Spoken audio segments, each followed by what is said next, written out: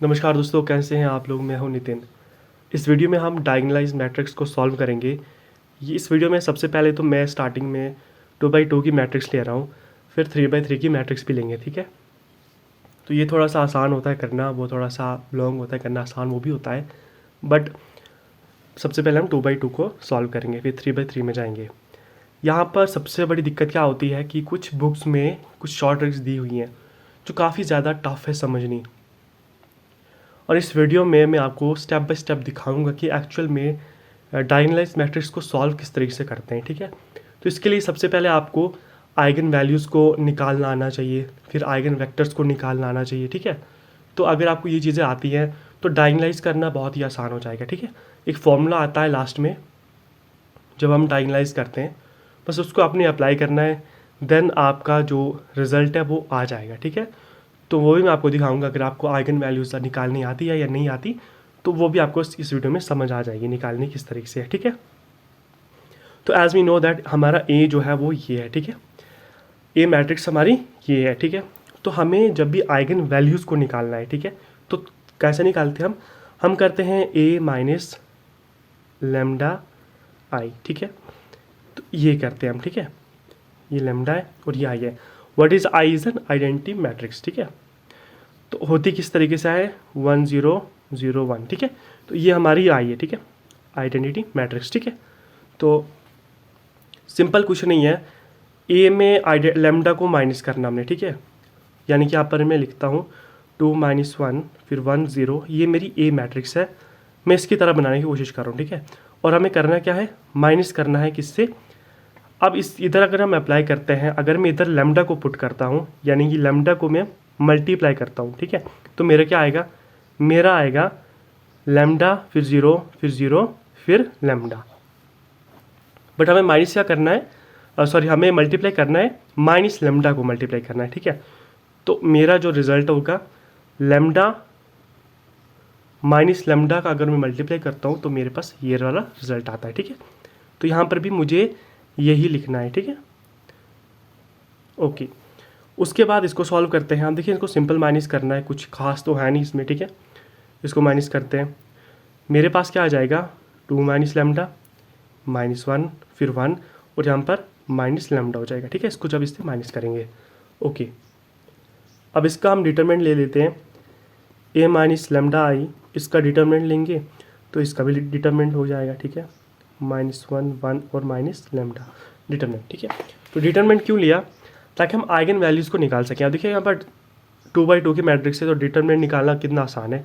इसको यहाँ पर मल्टीप्लाई करते हैं, 2 माइनस लेमडा से इधर मल्टीप्लाई, और फॉर्मूले से माइनस हो जाता है तो माइनस माइनस, ये वाला माइनस और वो वाला माइनस प्लस हो जाएगा तो 1 आ जाएगा, ठीक है। होप आपको डिटरमिनेंट सॉल्व करना आता होगा। अब इधर मल्टीप्लाई करते हैं हम तो -2 लेमडा आ जाएगा, और फिर इसको इधर मल्टीप्लाई करते हैं तो प्लस लेमडा का स्क्वायर हो जाएगा तो +1 ये वाला, ठीक है। तो ये वाला आ जाता है मेरे पास। अब इसको थोड़ा सा रीअरेंज करते हैं, लेमडा स्क्वायर -2 लेमडा +1 मेरे पास आ जाता है, ठीक है। अब देखिए लेट इज इक्वल टू 0, ठीक है। इसको इक्वल टू 0 करने से क्या हुआ, therefore lambda square -2 lambda +1 is equal to 0। अब सिंपल सा हमने इसके रूट्स निकालने हैं और हमारे पास आइगन वैल्यूज़ निकल जाएंगी, ठीक है। तो इसके रूट्स क्या निकलेंगे, यहाँ पर देखिए लेमडा स्क्वायर -2 लेमडा +1, यानी कि ये तो बहुत ही आसान है, लेमडा -1 का होल स्क्वायर मेरे पास आ जाता है, ठीक है, विच इज़ इक्वल टू 0। यानी कि lambda -1 into lambda -1 which is equal to 0। So either lambda -1 is equal to 0 और lambda -1 is equal to 0। So therefore lambda क्या आएगा मेरा 1 और 1, ठीक है। तो लेमडा मेरा यहाँ निकल गया, इसका मतलब लेमडा निकल गया, तो इसका मतलब क्या हो गया, thus the eigen values of A are lambda is equal to 1 और 1, ठीक है।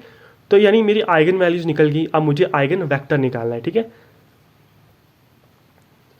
अब देखिए यहाँ पर लेमडा जो है वो दोनों सेम आए हैं 1 और 1। अगर -1 होता तो मुझे 2 बार सॉल्व करना पड़ता है, ठीक है। आइगन वेक्टर के लिए, ठीक है। अब मेरे पास लैम्डा है 1 और 1 आया है, तो इसलिए मैं यहाँ पर डायरेक्ट लिख सकता हूँ for lambda is equal to 1, क्योंकि जो 1 के लिए वैल्यू होगी यानी इसके लिए वैल्यू होगी वो भी इसके लिए भी सेम ही वैल्यू होगी, ठीक है। सो ओके, देयरफॉर हम यहाँ पर लिख सकते हैं x1 is equal to A B, sorry यहाँ पर डिवाइड नहीं है, ये मैट्रिक्स है, ठीक है। ये मैट्रिक्स है जो किसको बिलोंग कर रहा है, R2 को, ठीक है। Where R is the real number is given by the non zero solution of the matrix equation, ठीक है। ओके, तो अब हम इसको सॉल्व करते हैं। अब हमारे पास हो क्या जाएगा, a माइनस लेमडा आई, और ध्यान रखिए यहाँ पर लेमडा क्या लिया हमने 1, ठीक है। तो यानी कि ये जो लेमडा है इसकी वैल्यू क्या होगी, अभी 1 होगी, ठीक है। और साथ में मल्टीप्लाई क्या होगा, x1 इज इक्वल टू 0, ठीक है। और x1 क्या है हमारा, x1 क्या है हमारा ए बी मैट्रिक्स में, ठीक है। यानी कि अभी हमें a और b की वैल्यू को फाइंड करना है, ठीक है। ओके, अब देखिए यहाँ पर क्या हो जाएगा, ये वाली मैट्रिक्स हम लिखते हैं, ठीक है। हमने पहले भी लिखी हुई है माइनस लेमडा, फिर -1 है, 1 है, और फिर यहाँ पर माइनस लेमडा है, ठीक है। ये वाली मैट्रिक्स, ठीक है। ये x1 क्या है हमारा, a और b है, which is equal to 0। Okay, तो देखिए अभी लेमडा क्या है हमारा, -1 है, तो लेमडा को अप्लाई करते हैं और हमारा रिजल्ट क्या आएगा, लेमडा की जगह पर क्या हो जाएगा, -1, तो क्या हो जाएगा 1 -1 1, और यहाँ पर -1 और A B which is equal to 0। अब हम यहाँ पर इसको थोड़ा सा चेंज करते हैं, हम सेकेंड रो को क्या करते हैं, R2 माइनस R1 करते हैं, ठीक है। इससे हुआ क्या, 1 फिर -1 0 0, और यहाँ पर A B same as it is, so which is equal to 0 0। यहाँ पर आप 0 0 लिख सकते हैं, ठीक है। ये हमारी जीरो मैट्रिक्स है, ठीक है। तो यहाँ पर आप 0 0 लिख सकते हैं, इसमें कोई ये नहीं है, ठीक है। ओके, अगर आप अब इसका रैंक देखेंगे तो हमारे पास रैंक कितना आएगा, रैंक आएगा हमारे पास 1, ठीक है। इसका जो रैंक है हमारे पास कितना आया, 1 है।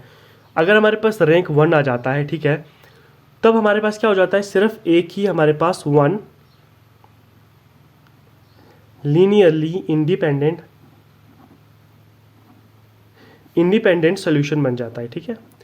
अगर हमारे पास एक ही लीनियरली इंडिपेंडेंट सोल्यूशन बन जाता है तो इसका मतलब हमारे पास यहाँ पर इस मैट्रिक्स को हम डायगोनलाइज नहीं कर सकते, ठीक है।